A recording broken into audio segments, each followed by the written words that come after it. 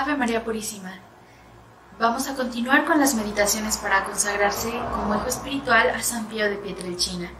Hoy comenzamos con la meditación número 5. Vamos a comenzar con una oración. En el nombre del Padre, y del Hijo, y del Espíritu Santo. Amén. Te damos gracias, Señor, por este tiempo que nos concedes. Lo ponemos en tus manos, que sea para tu gloria y para la salvación de las almas. Padre nuestro que estás en el cielo, santificado sea tu nombre. Venga a nosotros tu reino. Hágase tu voluntad en la tierra como en el cielo. Danos hoy nuestro pan de cada día.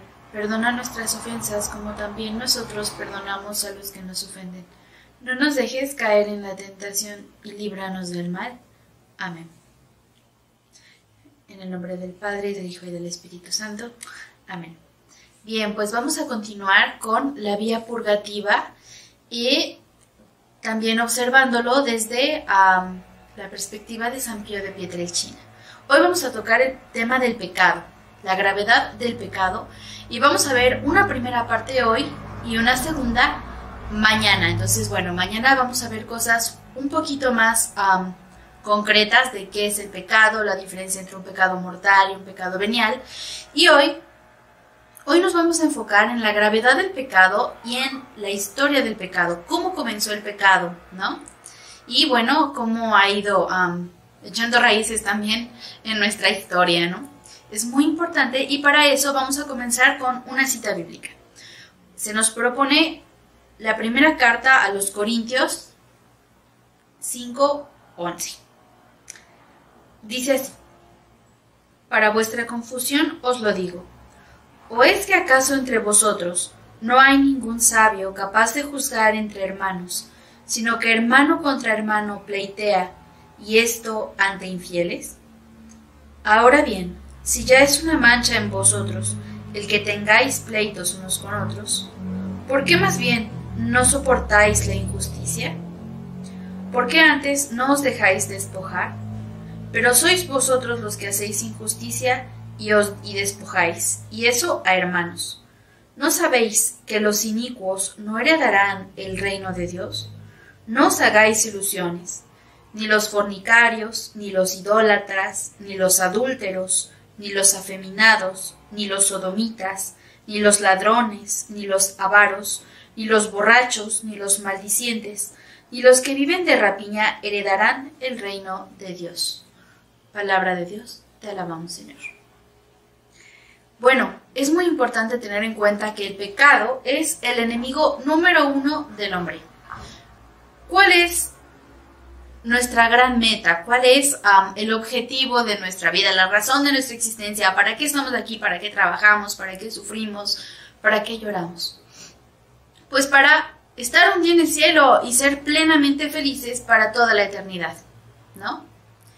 Cuando pecamos, nos hacemos esclavos de ese pecado y en esa esclavitud no podemos ir al cielo y por lo tanto no tenemos esa libertad para ser plenamente felices y ver cara a cara a Dios. De eso nos perdemos cuando pecamos. Es como perder un pastel de chocolate por comer 2 gramos de azúcar una vez, en lugar de un pastel de chocolate eterno.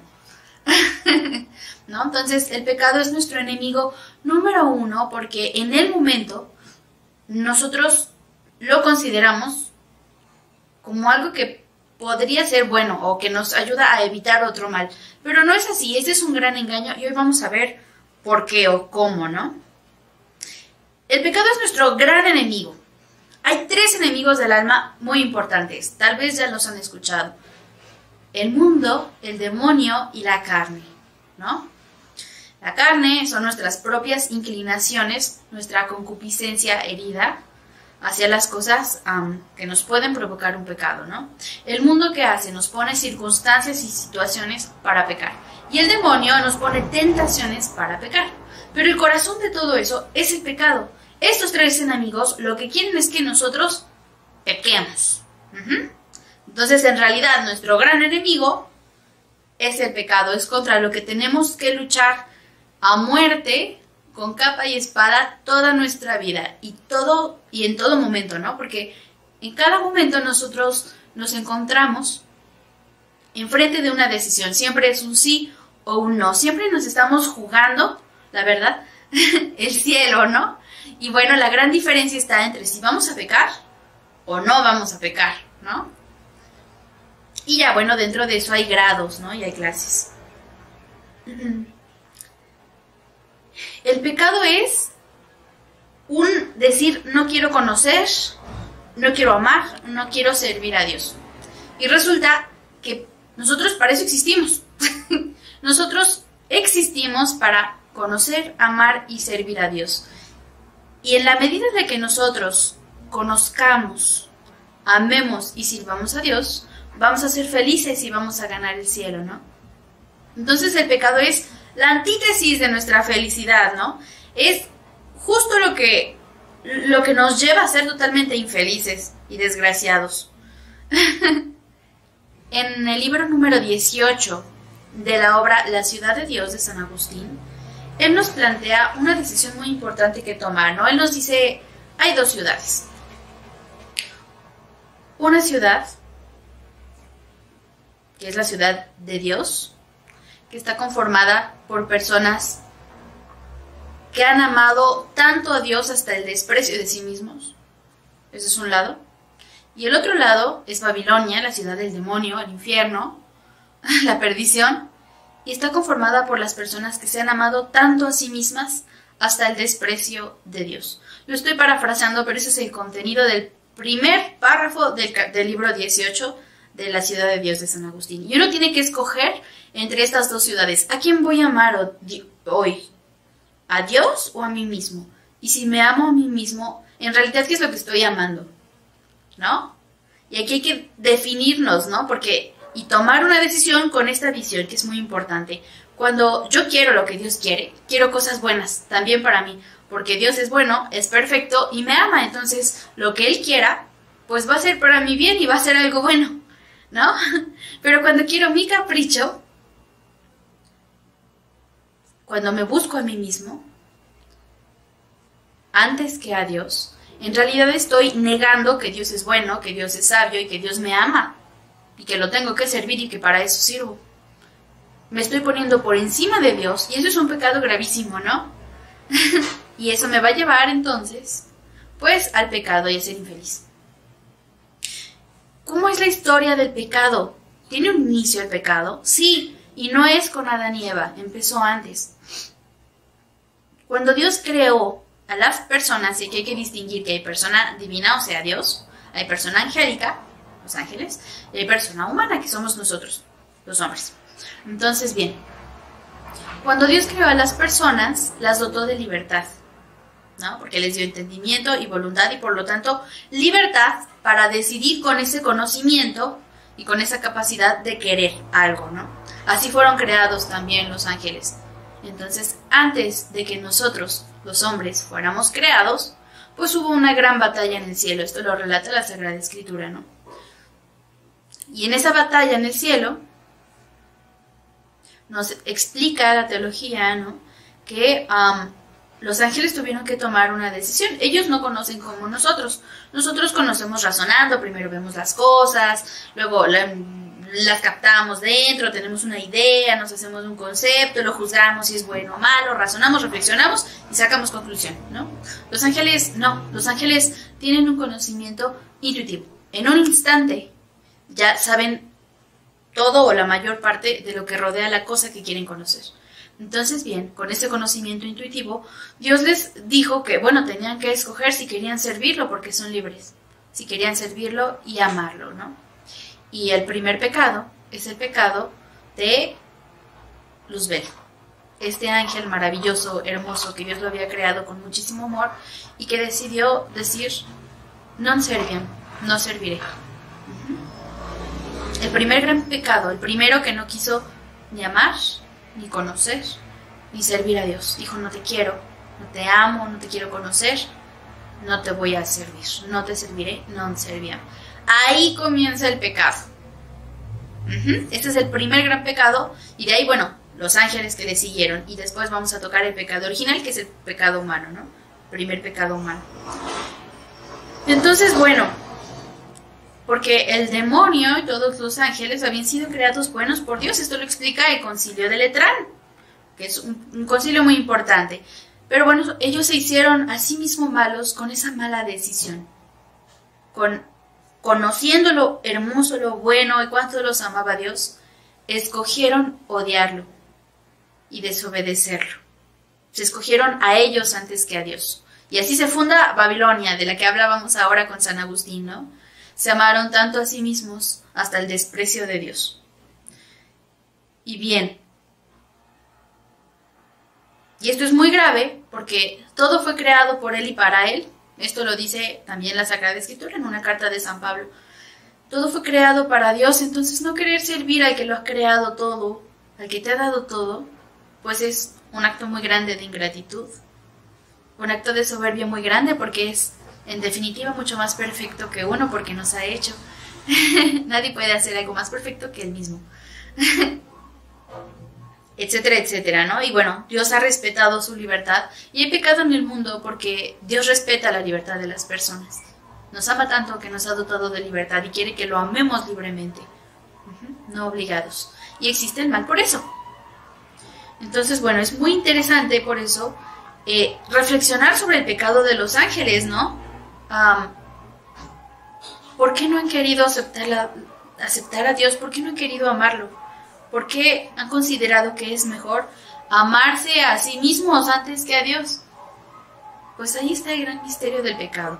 Y es una pregunta interesante porque lo preguntamos en torno a los demonios, pero también podríamos preguntarlo en torno a nosotros mismos. Porque yo a veces me escojo a mí mismo antes que a Dios. Si nos escandaliza con los demonios, ¿por qué no nos escandalizamos de nosotros mismos cuando pecamos?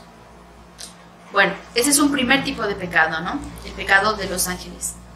Vamos a hablar ahora del pecado original, del pecado de Adán y Eva. Esto lo encontramos en el capítulo 3 de Génesis, versículos 1 a 15, ¿no? Ellos habían sido creados por Dios en gracia. Toda su persona estaba perfectamente ordenada. ¿Qué quiere decir eso? Que su razón y su voluntad gobernaban sus sentidos y su concupiscencia. Entonces ellos dominaban perfectamente sus pasiones, estaban perfectamente ordenados, ¿de acuerdo? Y todo se dirigía a Dios, era como una sinfonía hermosa, como un canto hermoso a Dios, todos ellos, ¿no? Y bueno, ¿cómo empieza este pecado original? Con el demonio, ¿no? Que le dice una mentira a Eva y les propone algo. Lo que les propone es ser como dioses. Seréis como Dios. El mismo pecado, ¿no? De soberbia, de no querer amar, no querer conocer y no querer servir a Dios. Es el deseo de ser más bien servidos por Dios, ¿no? Y eso es algo gravísimo, ¿no? No es tanto, no es que se le antojara la manzana a Eva, ¿no? Sino que tuvo esa tentación de orden espiritual, de ser como dioses. Eso fue, ¿no? Porque ellos tenían perfectamente ordenadas sus pasiones.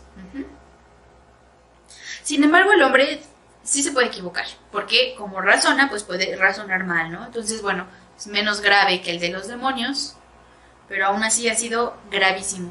Y una nota muy importante del pecado original es que Adán y Eva cometieron ese pecado en nombre de toda la humanidad. Por eso se llama pecado original. Y por eso todos nosotros nacemos con el pecado original. Eso solo se quita con el bautismo. Entonces, bien, como lo han hecho en nombre de toda la humanidad, pues pasa a todos los hombres. Y es el único pecado que pasa a todos los hombres. Los pecados personales son solo de uno. Todos los demás pecados que cometemos. Y bueno, entonces Dios le ha preguntado a Adán si había comido del árbol que le había prohibido comer. Y Adán le echó la culpa a Eva. Y Eva le echó la culpa a la serpiente. ¿No? Y ahí también hace a Adán partícipe a Dios de su pecado, porque está culpando a una criatura que Dios hizo, de algo que era su responsabilidad, ¿no? No comer del único árbol del que Dios le había pedido no comer. ¿Y por qué Dios puso ese árbol en medio del jardín del Edén? Porque era importante que aplicaran su voluntad hacia el bien, que tomaran una decisión, porque si no su amor no sería libre, no serían buenos libremente. Era importante que tuvieran una ocasión de decidir por Dios, y no lo hicieron. Y ahí está también la gravedad de su pecado, ¿no? Y bueno, ya tocando un poquito el tema de San Pío de Pietrelcina, y hablando un poco de cómo vivía él esta terrible realidad del pecado, bueno, tenemos que asombrarnos y tomar como ejemplo lo delicado que era cuando cometía algún pecado. Lo lloraba amargamente. Antes hemos hablado que la gran característica de San Pío de Pietrelcina es la de configurarse con Cristo. Es un hombre que toda su vida estuvo trabajando por ser uno con Cristo. Eso quiere decir que entendía la gravedad del pecado porque le dolía como le dolía a Cristo. O intentó, bueno, al menos en algún grado le dolía como a Cristo, ¿no? No perfectamente, porque no es Cristo, ¿verdad? Pero sí en un cierto grado, y por eso compartió sus estigmas, por ejemplo, compartió sus dolores en la cruz, compartió los dolores espirituales de Cristo por los pecados de los hombres, etcétera, etcétera, ¿no? Y por eso esa paternidad espiritual tan grande y esa sed, esa ansiedad por salvar a las almas y por ayudarlos a que no pecaran más, no solo por ellos, sino para que no ofendieran más a Cristo, que sufre tanto cuando nosotros pecamos. ¿Cuáles son los pecados que más aborrecía el Padre Pío? Lo deja escrito a sus hijos espirituales en sus cartas y lo dijo muchas veces. Los pecados contra la maternidad, los pecados contra la vida, los pecados de los sacerdotes, las blasfemias, la inobservancia del precepto dominical, no estar en el gran milagro de la Santa Misa el domingo, que es día de precepto. Parece algo chiquito que uno dice, ay, pues es que está el fútbol, ya voy mañana. Pero no, porque es el gran milagro y Dios te espera ahí. Y es un pecado grave, ¿no? Importante, a menos que sea por una enfermedad o algo así.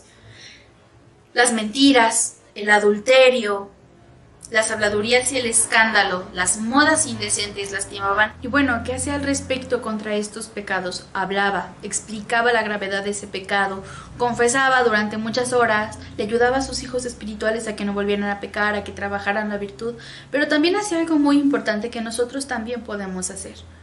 Hacía sacrificios y penitencias por esos pecados cometidos. Eso es algo muy grande y muy fuerte que hizo el Padre Pío, ¿no? Se ofreció como víctima para satisfacer esos pecados, ¿no? Y es algo muy importante porque significa compartir la cruz con Cristo, pero significa también dar la vida por sus hijos espirituales. Cuando nosotros nos consagramos como hijos espirituales a San Pío de Pietrelcina, nos hacemos beneficiarios de todos esos sacrificios y esas penitencias que él hizo por todos los hijos espirituales que tenía y que iba a tener en el futuro, ya en el cielo, de esos pecados, ¿no? Para que veamos también la grandeza y la maravilla de consagrarnos como hijos espirituales a San Pío de Pietrelcina. Entonces, bien, él tenía una frase muy linda. Luego le decía muchas veces a sus hermanos frailes, es que no saben cuánto cuesta un alma. Sangre, sudor, lágrimas, horas de oración, ¿no? Horas de sufrimiento, pero también alegrías. Todo lo ofrecía para la salvación de las almas y para reparar el corazón de Cristo, que se ofende tanto con estos pecados tan graves. A veces decimos, ya no voy a pecar para no irme al infierno, ¿no? Pero es mucho más perfecto y más hermoso decir, ya no voy a pecar porque lastimo a Cristo. Lo hiero, lo crucifico. Yo, con mis pecados, ¿no? Hacerlo más por amor que por miedo.